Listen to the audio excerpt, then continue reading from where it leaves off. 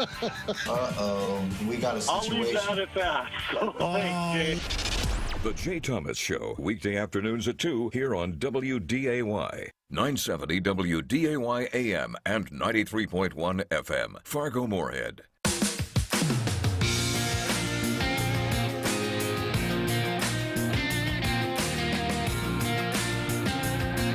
And welcome to Weather and Ag in Focus. Thanks for joining us on this Wednesday afternoon. Last day of November, in fact, tomorrow, December 1st. 103 right now, 12 degrees outside. Chilly day. I'm meteorologist Justin Storm here with Chief Meteorologist Dean Wysocki and our one and only amazing, very talented and successful Ag Director, Bridgette Readel. And Bridgette, I see you're still having fun over at the Northern Ag Expo. What's going on over there today? I am indeed, and today is recertification day, so there are a number of folks here who are recertifying for their North Dakota pesticide applicator's license. Currently, head coach for NDSU football, Matt Entz, is on the main stage. He's addressing the crowd as well, and there is still a trade show that's open till 2 o'clock. So, I had a question. This just popped in my mind. Do they give any licenses out? Can you get them, or is it just renewing? This is one where you are here to renew. If you wanted to take your test to get your commercial applicator's license for the pesticide use, you would need to contact your local county agent to take the test at their office, and you can do that anytime during their business hours.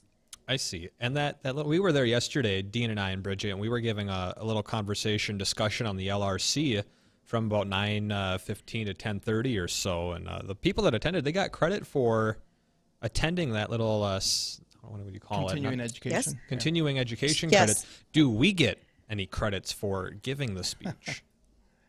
Well, we get all sorts of credit because I think we did a pretty good job. But the reality is, for those who are getting their certified crop advisors continuing education credits, that's what our credits counted for. So any CCAs that are out there, it was great for you to stop by and sign up. Make sure you got the credits in that category. Yep. And we want to thank those that did stop by to listen and ask questions. It was a lot of fun. A lot of questions. We gave away a couple of rain gauges, and I know one of the attendees, Leroy, he really wanted a rain gauge bad, and I felt bad his name wasn't drawn.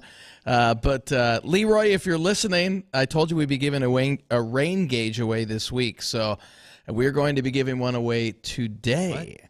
What? Yeah. What? Didn't management tell you? No. Yeah, we're giving away a rain gauge today. We'll call it a weather trivia question. It's a weather trivia riddle, and we'll have that a little later on in the show. I threw it at Justin, and he couldn't figure it out. So we'll see if we have anybody that can stump the weather trivia riddle today. Be fun. On top of that, we are going to take a look at the forecast. It's a windy, chilly day tomorrow, warmer but windier for tomorrow, and then we have some cold.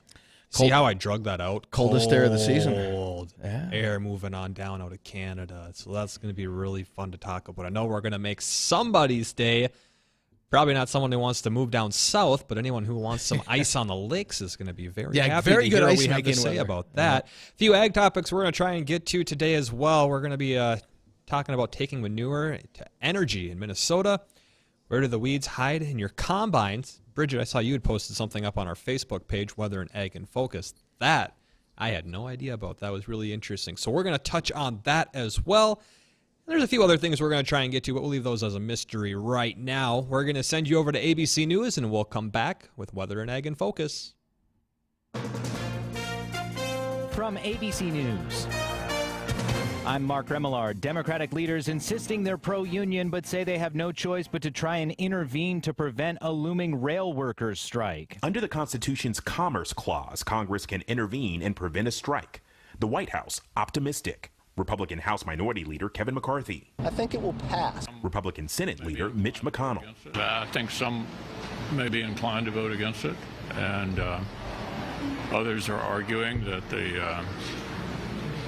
the economic price doing that is too great.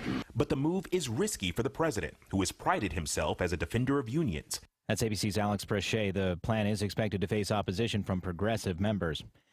The U.S. Senate on Tuesday passing a landmark legislation to protect the right of same-sex and interracial couples to marry. 12 Republicans joined Democrats to pass the measure 61-36. It now heads to the House for final approval. As House Speaker Nancy Pelosi is set to step away from her leadership position in the House Democratic caucus, a new leader is expected to be chosen. Hakeem Jeffries set to become the first ever black Democratic House leader after Speaker Pelosi said she would no longer run for a leadership position. His colleagues expected to elect him to the job. Massachusetts Congresswoman Catherine Clark will take the number 2 spot after longtime leader Steny Hoyer stepped down. Jeffries hoping he keeps that support in 2 years if Democrats regain control of the House, and he could become House Speaker. Andy Field, ABC News, Washington. Severe weather in parts of the South. In Louisiana, 2 people were injured after a confirmed tornado tore through homes in Caldwell Parish. And in Muscle Shoals, Alabama, severe wind gusts sent chairs flying and marble-sized hail pelting cars. That's ABC's Mona Kosarabdi. A victory for prosecutors in Washington as a jury found Oath Keepers founder Stuart Rhodes guilty of seditious conspiracy. You're listening to ABC News. President Trump has announced, and Ron DeSantis is rising fast. Who do you support for 2024? Newsmax wants to know what you think. Vote in the Newsmax poll. Just text the word FISH to 39747. That's FISH to 39747.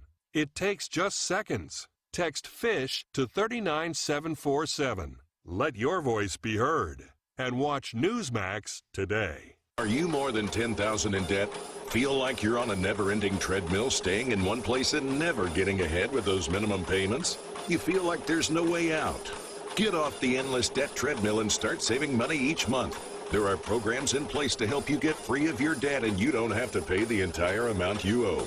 The program at Total Financial Freedom can help you get debt-free in months instead of decades. Call Total Financial now at 800-208-1312. 800-208-1312. Do you suffer from dental pain, your mouth hurts, or broken teeth? Is dental pain keeping you from feeling your best? Do you suffer from dental anxiety or fear of the dentist? Please listen carefully to find out if you're a candidate for our unique approach to get rid of your dental anxiety, heal your pain, and restore your smile. Find out now by calling 701-515-9850. Dr. Werman has been treating patients with dental anxiety for over 18 years. Our office uses the latest dental technology and anesthetic solutions to keep you comfortable, at ease, and relieve your pain. If you put off necessary dental treatment, your dental pain won't go away. It can lead to serious health problems and complete tooth loss. So call now to see if you qualify at 701-515-9850. Again, 701-515-9850. Call now to relieve your pain and restore your smile today.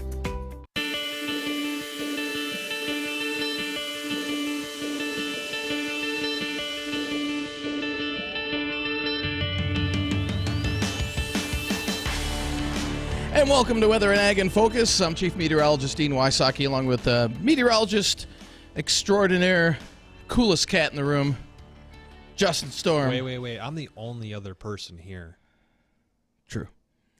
And our wonderful and talented Ag Director, Bridgette Readel. Let's run down some weather here real quick. Oh. And then we'll throw out that weather trivia at you.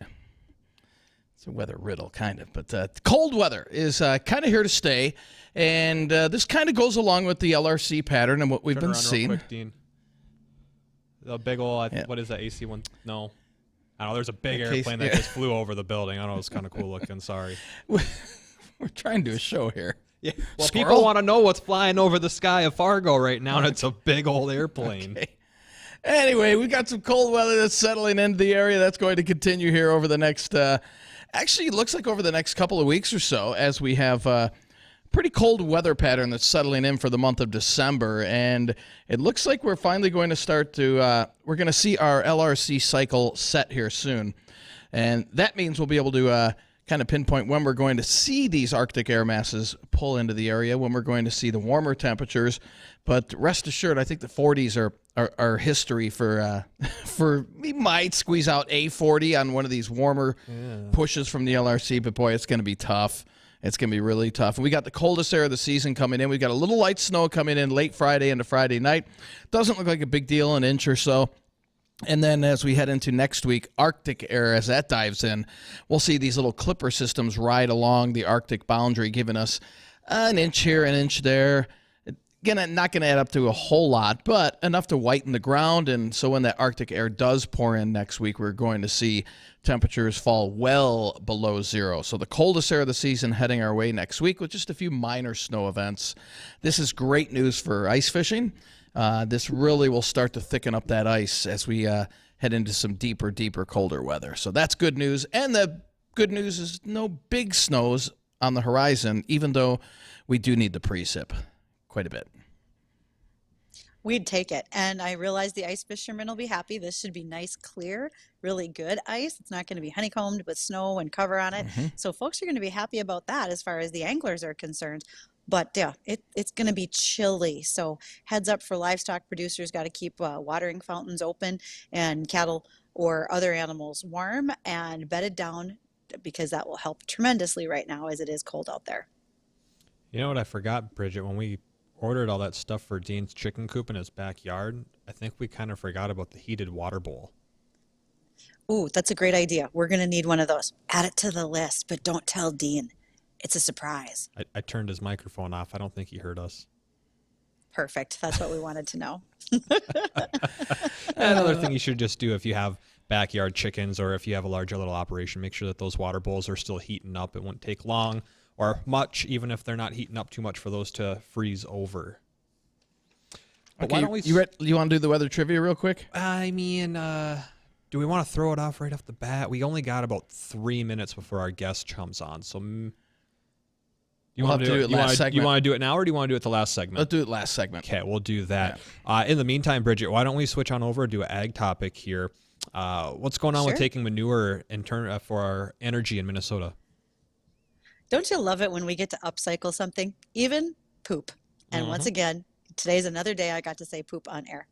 All right, Nature Energy is actually a company out of Denmark, and they are working with a older turkey facility in Benson, Minnesota, and they are going to take that facility, and you would be able to haul liquid manure in, have the methane removed from it, turned into a natural gas, and then the manure would be returned back to the farmer on the same truck so that they can take that back to the field to use as a fertilizer. So really, with all of this green evolution going on around us, it's a really smart way to use that manure. And Benson, Minnesota is an area where they do have dairies and other livestock production operations around them.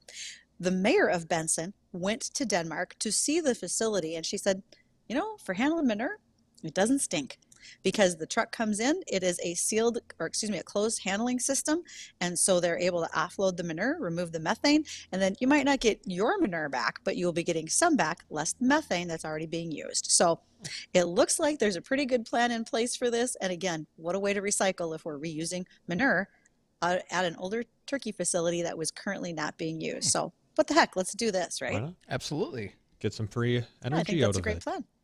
Well, in a way, free. Yes, yeah, in a way. And again, if the Danes are doing this, because this is a company coming from Denmark, that means they've already refined the process. So it's not like this is a pilot. They've done it well, and they're going to bring that technology here to southern Minnesota and help us out in that area. That'd be great. Looking forward to seeing what they can do. That's going to be really interesting. We'll have to maybe follow up on that here in a little bit, see how all that progress is going on over in Minnesota. We're going to take a short moment here. We're going to get our upcoming guest on the line. That's going to be Ken Bertsch. Is that correct, Bridget? Birch, right, like great. a birch tree. He's with North Dakota State Seed Department, so we're going to chat with him. And if you would like to join in on our conversation, ask a question, ask any comments, give us a phone call, 701-293-9000, or you can always reach us via email at weatherorag@flagfamily.com. Stay tuned. Weather and Ag in Focus. We'll be right back. It's easy to think all money managers are pretty much the same. But at Fisher Investments, we're clearly different. Different? How? You sell high commission investment products, right? No, Fisher Investments doesn't sell any commission-based investment products. Well, you must earn commissions on trades. Nope, never at Fisher. We're a fiduciary, obligated to act in our client's best interest. It's the highest standard of care for a financial advisor. How do you know what's in their best interest? We get to know our clients and then tailor a portfolio based on their goals and needs. But you probably sneak in some hidden and layered fees. No, we have one transparent management fee, structured so we do better when our clients do better. Wow, you really do look out for your clients. That's because our top priority is helping them achieve a comfortable retirement. It might be why most of our clients come from other money managers. Visit FisherInvestments.com to find out why investors like you switch to us. Fisher Investments. Clearly different money management. Investments and securities involve the risk of loss. I wanted to know why some people who get COVID-19 get it so bad. I found out it may be because they have a high risk factor, such as heart disease, diabetes, being overweight, smoking, and asthma. Even if symptoms feel mild, these factors can increase your risk of COVID-19 turning severe. So if you're at high risk and test positive, there are things you can do, like asking your healthcare provider if an authorized oral treatment is right for you. Learn about an option at treatcovid19.com. This message is sponsored by Pfizer. Hi, this is Stacy from Midtown Tavern, featuring Dwayne's House of Pizza. Who else in town has a glycol polar plate system? What? It's a secondary system for chilling tap beer. Put that in one of our frosted mugs and it's the coldest beer in town. Everyone wants the coldest beer. Midtown Tavern has it. Combine that with a Dwayne's Pizza, as well as our vast menu with many handmade menu items, specials every day of the week, and a multi-purpose room up to 50 people. Stop in to visit us. The Midtown Tavern, 2223 Highway 10 East in Moorhead. Well, President Trump has announced, and now Ron DeSantis is rising fast in the polls. Newsmax is conducting an urgent poll. Do you want Donald Trump or Ron DeSantis as your candidate in 2024? It's a big question. Newsmax wants to know what you think. Vote in the Newsmax poll, Trump versus DeSantis. Just text the word ZONE to 39747. That's ZONE to 39747. It only takes seconds. Let your voice be heard. Every day I tune into Newsmax for news I can trust. They're even beating CNN in some key ratings. So make the switch and vote in Newsmax poll on Trump versus DeSantis. Text the word ZONE to 39747. One more time, the word ZONE to 39747. And make the switch to Newsmax today. You'll love it.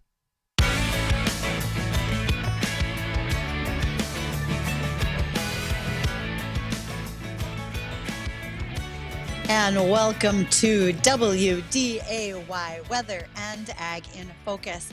I'm Bridgette, Readel Ag Director, along with Chief Meteorologist Dean Wysocki and Justin Storm, Meteorologist Extraordinaire. We are thrilled that you have joined us today in our conversation with our guest. His name is Ken Bertsch. Ken is the North Dakota State Seed Commissioner. And for those who are listening, and maybe you think to yourself, I don't know what the State Seed Commissioner does. Maybe I have some questions. You can ask those by calling 701-293-9000. And Ken, I'm going to ask you just that question. What's the State Seed Department do? Because I know you're there. I just don't know nearly enough about what you guys do over there. So tell me more. Well, that's very kind of you, Bridgette, and I really appreciate the invitation because we don't often get a chance to talk about what we do. So this is great. We're one of those, I think, hidden secrets of the state government, probably.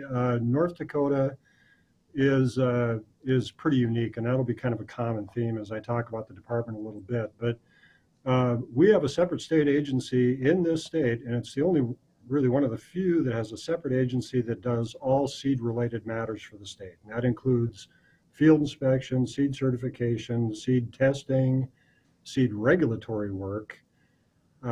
Again, we have laboratories, and we also do potato. So we're completely different than any other agency of this sort in the United States. Well, let's start.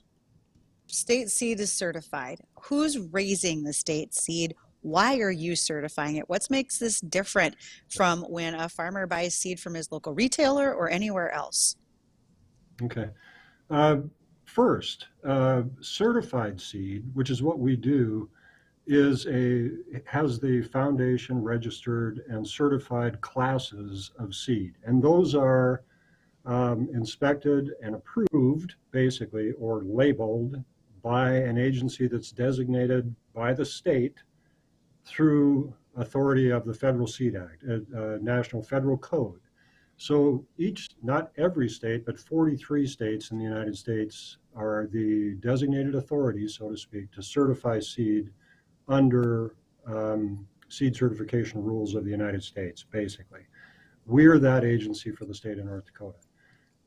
I have to go a little bit further, and we'll talk a little bit more about the difference between certified classes of seed and other types of seed that you might find. Certified classes of seed are usually cereals, edible beans, peas, those types of things, whereas corn and soybean is treated slightly different. We can talk about that a little bit more too. There's going to be a lot of things here. First of all, you're talking about crops, right? We're not certifying garden seed either. Let's keep that in mind, right? This is what's happening out in the field. Correct. We're talking about seeds like spring wheat, barley, durum, edible peas, edible bean, even some soybean is under seed certification programs and carries a blue tag certified seed of a particular class, certified, registered, or foundation, which is the earliest class of seed. A lot of seeds that are purchased by your listeners, farmers in North Dakota and the region and around the United States, are not under a seed certification program, which is what we provide, our agency, but they have a quality assurance program, so to speak, that's usually run by a company.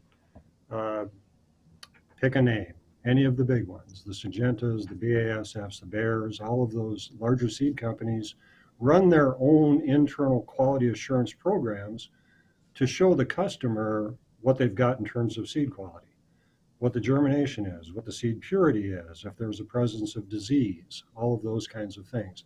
And so those two things are different. You've got certified classes of seed, those that we inspect as a third-party certification agency, and you've got quality assured seed, which again is primarily corn, soybean, things like that. Probably very close to the same quality standards, just inspected and quality assured under different types of service programs like we operate. Okay, so why does seed need to be certified? Why does that matter to a farmer if they're buying certified seed and working with you at NDSU, or excuse me, at the North Dakota state government level, or if they're buying it from a seed manufacturer, if you will? That's a great question. A lot of people ask, well, what's the difference really? I mean, I can grow bin run seed, and we should talk about that a little bit more later. If you have certified seed, I'll use that as my reference. We'll ignore for the moment the quality assured types, corn, soy, and those things that I were talking about before. What we do is assure various things, primarily varietal integrity. Most of the seed purchased by a farmer, you purchase for a very specific reason. It might be a maturity level. It might be quality factors such as in cereals, protein, test weight, any number of things that the data backs up why you want to use that particular variety. And what we do is assure variety. We assure that that seed has a certain germination percentage. You want to know the vigor of that product as you're putting it in the ground, the absence of all sorts of different weed types, and especially those that are prohibited or restricted. And in general, it's been conditioned to be a higher test weight and larger kernel types and those sorts of things, which lead to better performance in the field. And those are the real reasons that I think a grower wants to buy certified seed, rather than, again, going to his own bin and replanting or something like that, which can be done successfully, don't get me wrong.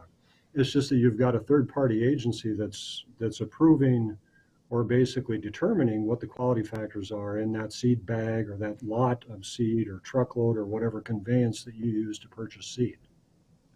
Okay. And Ken, what happens to the seeds that aren't certified? What do you guys do with them? That's a tough question because uncertified seed, I'll use the bin run. It's a tough question because I'll use the bin run example. Let's say farmer A decides to buy all certified seed, goes to his local retailer, he purchases that product. Farmer B decides to reuse his own seed, which again, under some circumstances is okay. And we should talk about circumstances later on if we can. But he decides to go to the bin. He might have an on-farm seed conditioner, come onto his farm, condition that seed, take out the broken kernels, do all that sort of thing.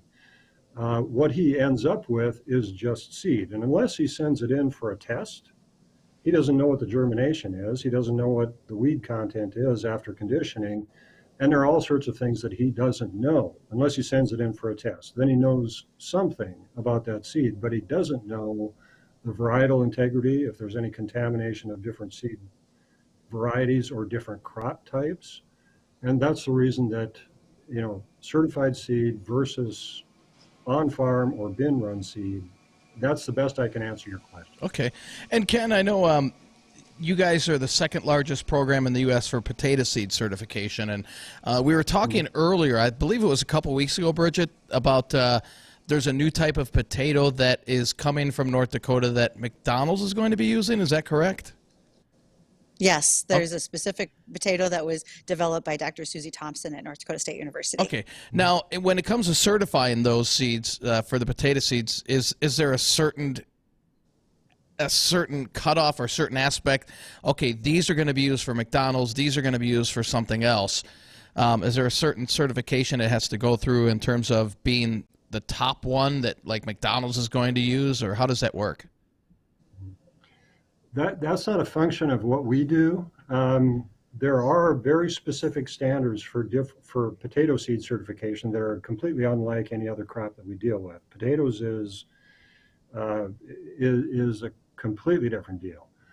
To try to answer your question, you're really talking about a type of potato, and the one that we're talking about in this example is the Dakota russet, which was developed at NDSU and Dr. Thompson's program.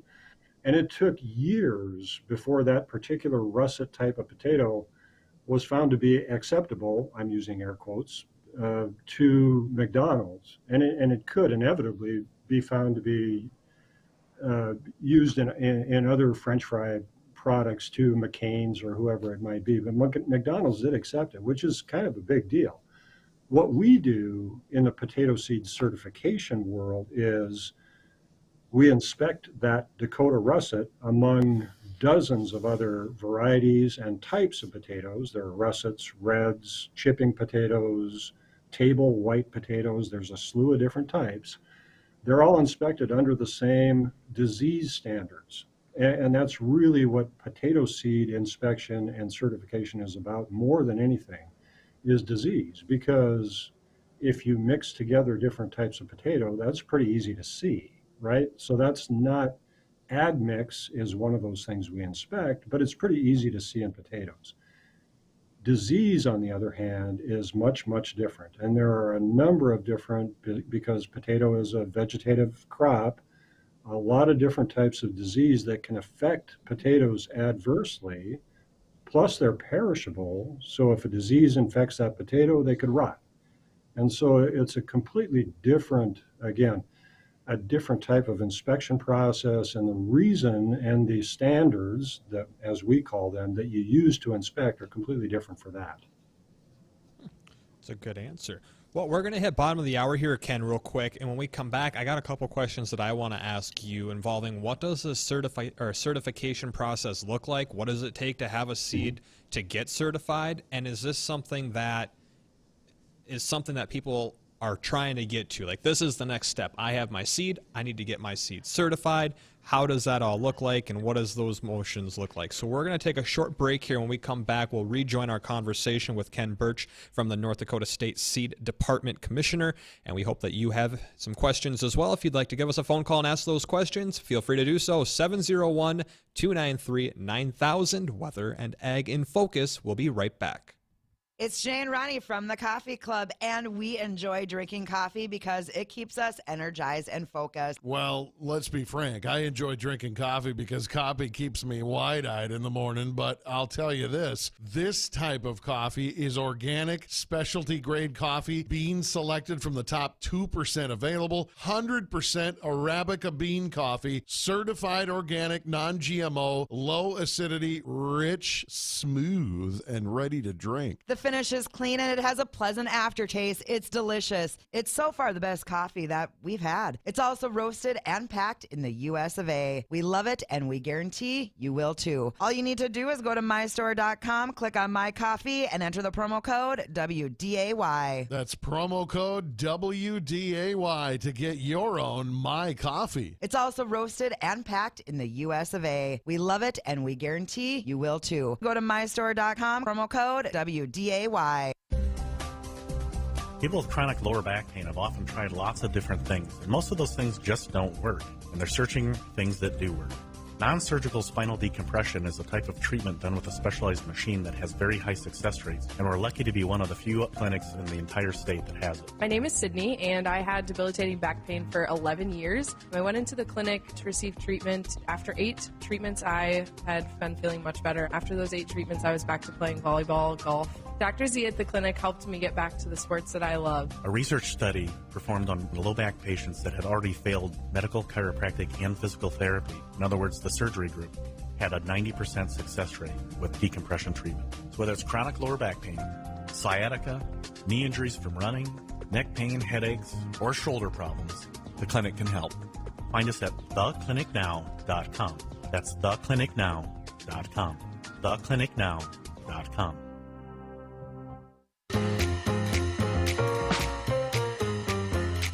The names, the voices, the memories.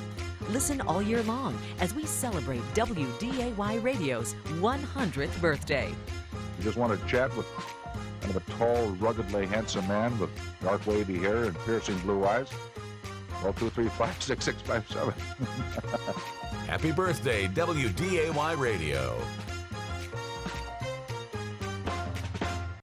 Listen, this company in Fargo is paying a $17 per hour starting wage, a possible $750 bonus, hourly increases after 90 days, quarterly wage adjustments, and health insurance benefit at 30 hours per week. Red River Human Services of Fargo. This will be a job you'll be proud of, helping adults with developmental disabilities with a culture and benefits nobody else can match. Apply now at Red River Human Services at rrhsf.org.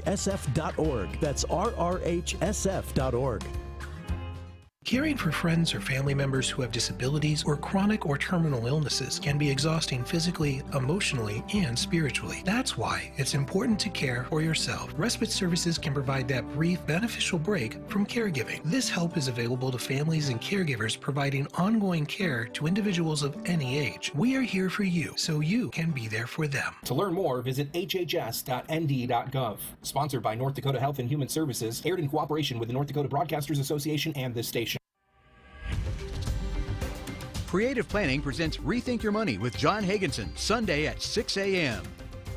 Planning for your financial future can be stressful. It involves investments, taxes, insurance, and estate planning. At Creative Planning, we have an entire team working for you, including wealth managers, CPAs, and attorneys, all in one place, all working together. Let Creative Planning show you a richer way to wealth. Visit creativeplanning.com. That's creativeplanning.com.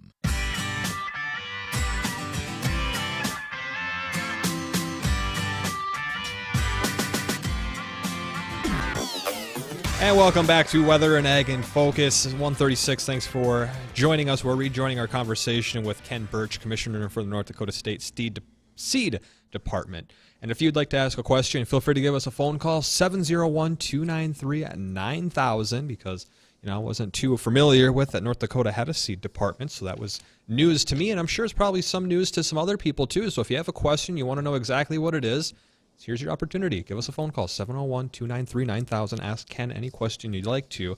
And we had kind of teased on a couple of questions, but before I get to that, we had a caller who called, and he wasn't able to jump on the line with us. His name was Jerry, but he just wanted to leave a comment and say how far the science in ag has gone and over the long ways over the past years. And he remembered that back in the day there was 3 kinds of apples. There's the ones that you ate, there's the ones that you baked with, and then there was the ones you left for the squirrels.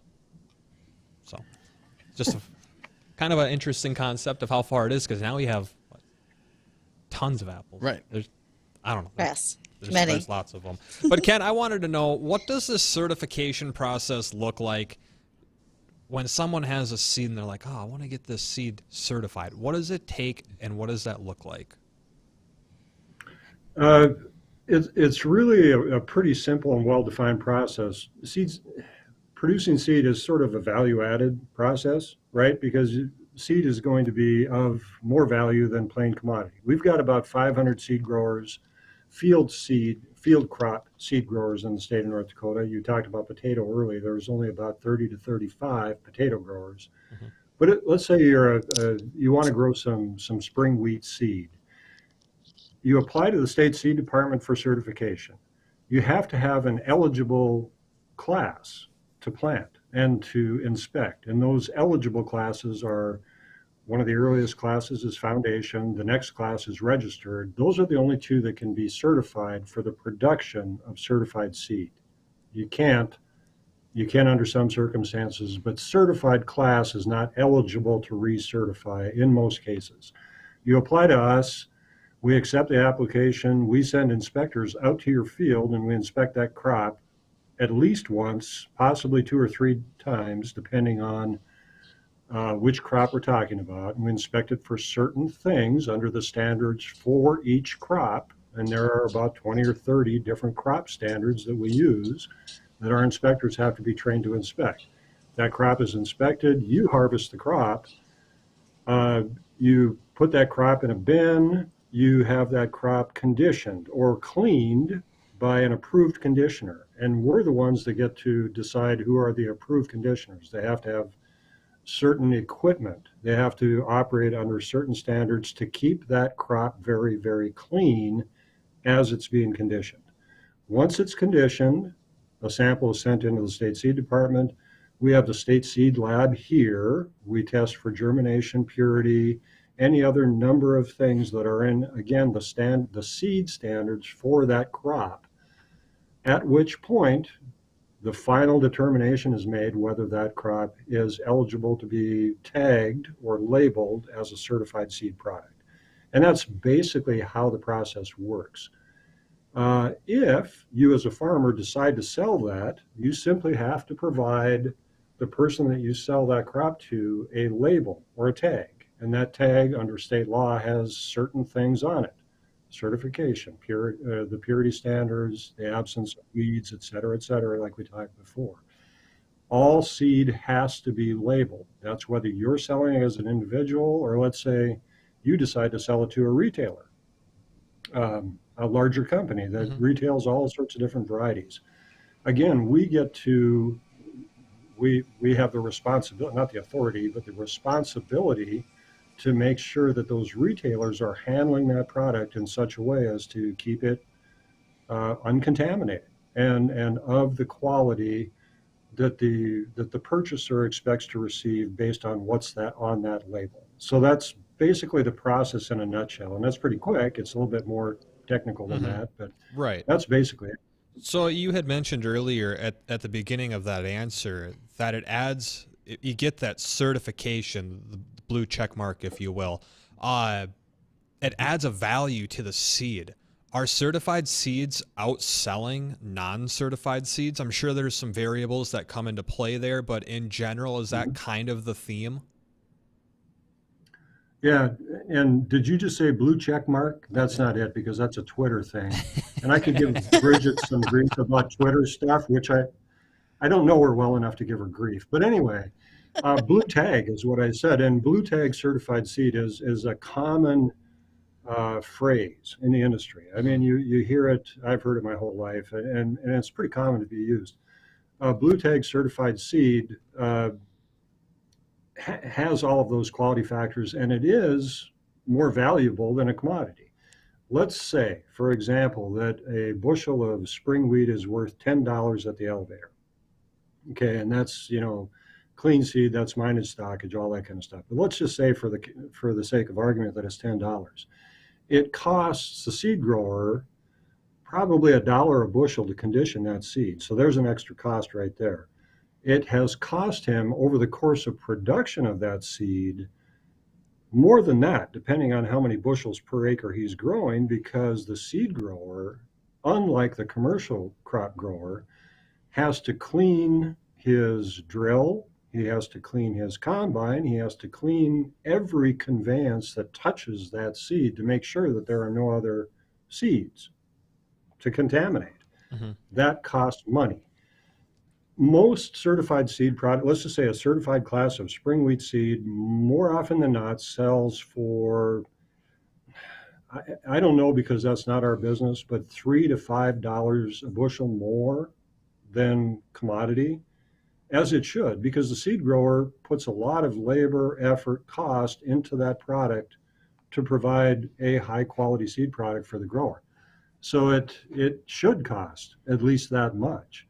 And what we're finding more and more all the time is with the high cost of inputs in the industry, I think what we're seeing is there's more certified seed produced and used, more seed used in North Dakota than there ever has been, because there's some value to that. Your time, if nothing else, is worth a lot of money right now. And cleaning that product on the farm and handling it and all that kind of stuff, there's also a cost to that.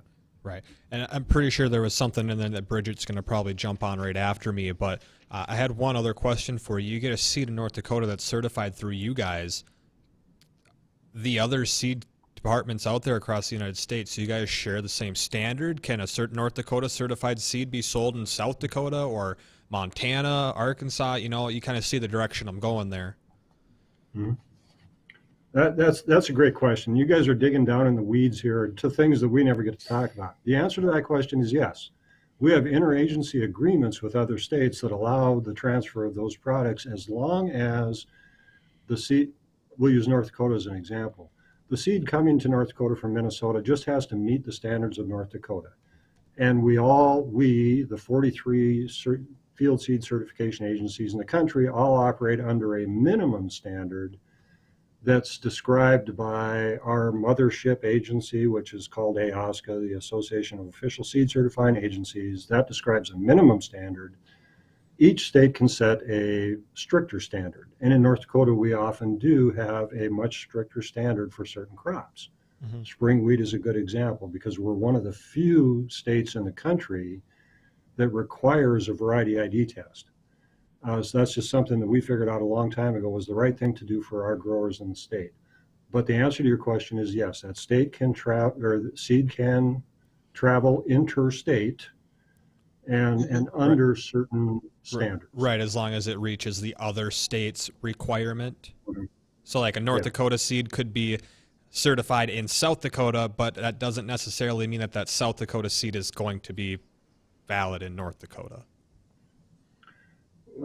Yes and no. More often than not, that is the case because we have our partner agencies in other states. We work very closely together. And if we ever run into a question about a seed that originated in North Dakota that ultimately was certified in South Dakota, they have all the documentation that we've generated on that previous seed crop for their use. And if they've got any kind of a question at all, they simply call us. So it's a pretty seamless process going from state to state, especially with our neighboring states, Minnesota, South Dakota, and Montana. Mm-hmm.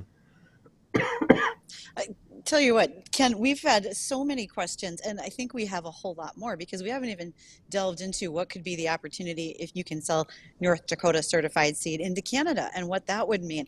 But we're going to run out of time being able to ask you all those questions. We'll have to have you back because I still have 3 or 4 that we didn't have a chance to ask today. But this has been fabulous. And for those listening, we are speaking with Ken Bertsch. He is the North Dakota State Seed Commissioner because that little hidden gem, as he called it, in North Dakota state government is the State Seed Department. And Ken, if folks need to reach out for more information, how should they do that? How should they reach you and or your department? Pretty simple. ndseed.com. You can find virtually anything about our agency, about what we do, the seeds that have been certified in the state. We have lists of all the seed growers, all the seed varieties, the approved conditioners, the approved retailers of seed. All of that information is on the website. You can call us at 231-5400. With virtually any question. We'll provide you directories of those seeds. We publish, or we help publish, a couple of other different topics or publications, excuse me. The seed guide will come out I think in late December, January, you've probably seen that. It contains much of the same information that we put in our directories. We have newsletters. We're happy to answer any question that anybody has. And especially if you have a concern about a seed variety, protection issues, which is a whole nother half hour, Bridgette, if you want to. Any kind of questions like that. Is the seed that I'm purchasing legal? Is it of the right quality? Any of those sorts of things, just call us and we're happy to look it up, to find the answer to your question. It's our job. Well, Ken, I think I'm already looking forward to making my list of questions for our next discussion, and we will have one. Okay. So thank you again for joining us today. Much appreciated. Folks, we're going to catch a update from the American Ag Network, and we will be back to wrap up with weather and some ag news headlines after this.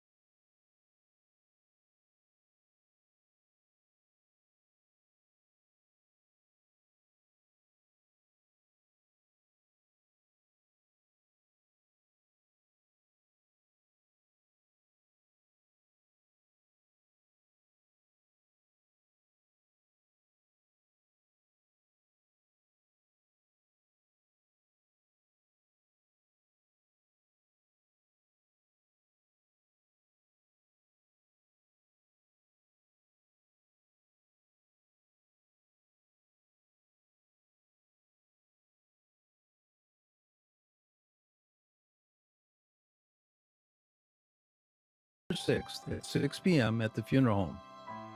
Our service is a meaningful time for people to honor and remember their loved ones during the holidays. The service will be filled with beautiful music, a message of hope, and a time of remembrance. May the quiet peace of this holiday season fill your heart and home. Beans, wheat, and livestock ended the day strong. For the American Ag Network, I'm Richard Risvet with this closing market.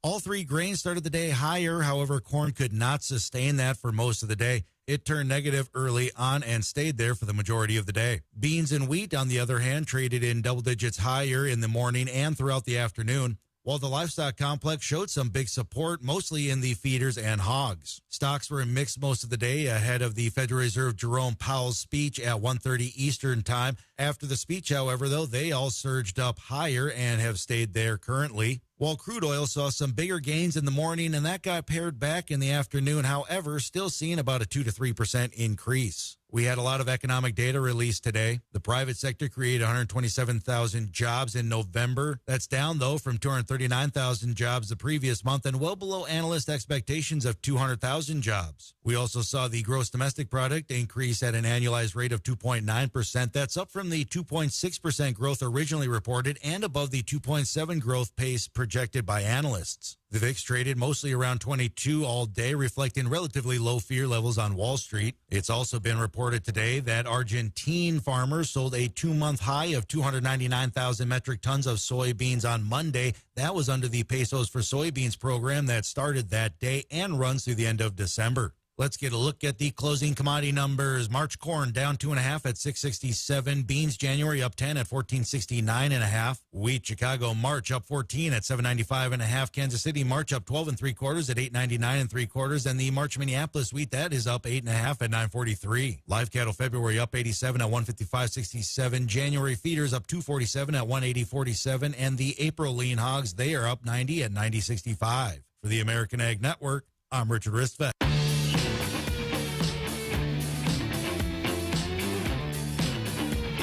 Welcome back to Weather and Ag in Focus. Thank you again for joining us this afternoon. We're going to sneak in a trivia question here real quick, and this does have to do with either weather or ag. It's kind of a riddle. So if you know the answer, 701-293-9000 will give you a rain gauge. I can fly, but I have no wings. I can cry, but I have no eyes. Wherever I go, darkness follows me. What am I? Again, I can fly, but have no wings. I can cry, but I have no eyes. Wherever I go, darkness follows me. What am I? Again, that's either weather or ag related. I don't know. I got ideas. 701-293-9000 for a free rain gauge. What am I? I can fly, but have no wings. I can cry, but I have no eyes. Wherever I go, darkness follows me. What am I? So speaking of... Angry. Angry. Just sounds like angry. Angry. So weather across the nation, let's hit on that real quick. I'm sure you've seen it. It's been all over the news that the big severe weather outbreak in the southeast where unfortunately now 2 confirmed deaths in, I believe it was Alabama, from numerous tornadoes down there. And this same system, again, according to the LRC, will cycle back a couple more times here this winter and into spring. So some of those same general areas will have another severe weather outbreak here as we head throughout the winter and spring. The question is when, and coming up next Wednesday will be our winter weather outlook special. And the LRC should be set by then, assuming it is. We'll be able to pinpoint exactly when these storm systems will continue to roll through, when we can expect our Arctic air masses to come plunging down from Canada, when we can see our warm-ups. Are there any big storms on the horizon for our area? Again, all of that a week from today on the Jay Thomas Show starting at 2 p.m. It'll be myself, Gary Lezak, Justin, and Bridgette. We'll all be taking your questions, fielding questions via email, or we always urge you to call in. You can talk to us live. So that's going to be a good show. Again, that's next Wednesday starting at 2 p.m. on the Jay Thomas Show. It'll be a very fun conversation. It will be. Interested to it. Yeah. Hopefully it's set by then so we have time to do some work. We're going to have to, it's going to be last minute crunch time, I think. Because Jay's going to be asking us, he's going to want specifics like he did last year. I'm going to be busy those last day or two, aren't I? I think so. Oh, man.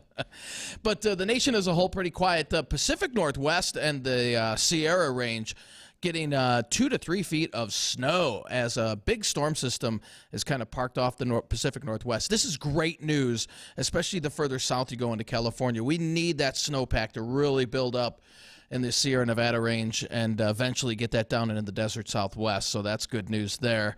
Other than that, much of the nation outside of the severe weather in the southeast, kind of quiet, just cold. And we will continue to see that cold weather kind of take its grip over the area here over the next week to 10 days, eventually getting colder as we head into next week, where we'll have our first sub-zero readings of the season. And we're going to head over to our phone lines now because I think we got someone with a guess to our trivia question. Caller, welcome to Weather and Ag in Focus. What's your name and what's your guess to the riddle? Daryl. Yeah, it's clouds. Yeah, it is. You exactly are correct. You are correct. Congrats, Daryl. Congratulations. And did Jacob, our producer, get all the info from you?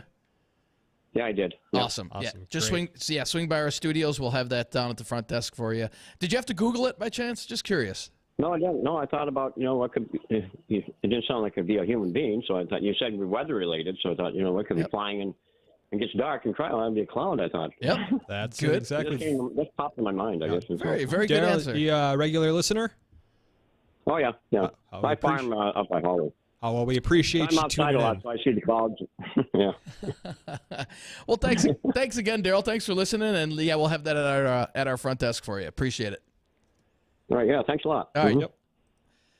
Well, good deal. Well, now that's great, Daryl Farms, and so he'll have a new rain gauge, and he can report his rainfall totals to us. Yep, we're slowly getting that network a little bigger. And Bridgette, I know we teased at it at the beginning of the show. I need to know because I thought it was interesting, and if you want to see the graphic, head over to our Facebook page, Weather and Ag in Focus, to see this graphic. But where do weeds hide in your combine? This was actually pretty surprising to me because I had no idea. I didn't even think about it, but there's actually weeds hiding in there, huh? There are indeed. And so for those of you who are able to see on the live stream, you can either look at the graphic that I have or feel free to go catch it on our Facebook page, as Justin said. But there's places in your combine that you want to make sure to clean out, because as Ken Bertsch was telling us when we talked with him just a moments ago with the state seed department, all this foreign material that hangs up in your combine, well, that prevents you from having certified seed. Or those weed seeds are going to wind up in one of your fields next year where you didn't want them. Places like the feeder house, your header, that's kind of obvious, right? That's on the front end of it. But also your grain tank, there's a spot where you can have tailings that accumulate, your rotor and cylinder, and some of these weed seeds are very, very small. You know, when you think about it, you have Palmer amaranth that can produce 750,000 seeds per plant. Water hemp can create 250,000 seeds per plant. Now we can see why it is so important to clean out our combines at this time of the year. We're done combining, we're ready to get them put away into the sheds, so let's get them cleaned up and be ready to roll for next year. And those percentages on that graphic, Bridgette, what are those percentages saying? Okay, so they're color coded. So if you have the gold color, it's for corn. And that's where, when you're combining a cornfield, that's where the majority of these weed seeds collect around the body of the combine. Wow. The blue color is for soybeans. So for instance, when you're combining corn, you're going to have more weed seeds on your header at 17% versus only 10% with your soybeans. That's very interesting. Yeah, I had no idea. I didn't even think about it, that things would be hiding all up in there, but just a great example of why to clean it out. Tiny machines, or excuse me, tiny seeds in really, really big machines. So if you missed that picture of Dean and I standing in front of a combine at Big Iron, you can see just how big those machines really are. I mean, we're not miniature people, but that machine was large. We're pretty close to it. I didn't want to say I know you were. It was coming out of your mouth. I could see the hamster turning. I know. Nice. What color hamster is it? I don't know. It's thank goodness we're out of time. Oh, man, we're out of time. I can't bug Dean anymore. Well, I still have you're still here for 40 minutes. I can bug you for another hour after this. But that'll do it for us here on Weather and Ag in Focus. We appreciate you joining in on our conversation and listening today. Be sure to join back here tomorrow, 1 to 2 o'clock in the afternoon. Find us on Facebook and YouTube as well. Just search Weather and Ag in Focus, where you can find all of our past shows and some of our great guests that we've had on the past. The Jay Thomas Show is coming up next.